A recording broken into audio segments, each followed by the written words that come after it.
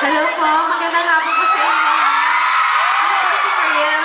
Thank you so much at inimbitahan ako ng Robinsons Supermarket ngayon. Congratulations, Empress sa Robinsons Ilocos Norte. Here we come. Nanggaling po ako sa Manila kaninang umaga at masayang-masaya ako at kasama ko kayong lahat. Ayan, naimbag niya, malamyo amin.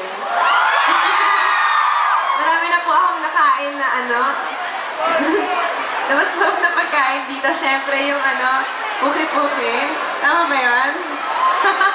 Tsaka yung dininding. At siyempre yung bagnet. Ang dami ko kinain kanina. Well, of course, hindi lang po ang pagkain ang pinunta ko dito. Siyempre, nagpunta ako dito para batiin kayong lahat. Narinig ko na itong first mall dito. Tama ba? Kaya nga, napakasaya ako. Sana makabalik din ako dito.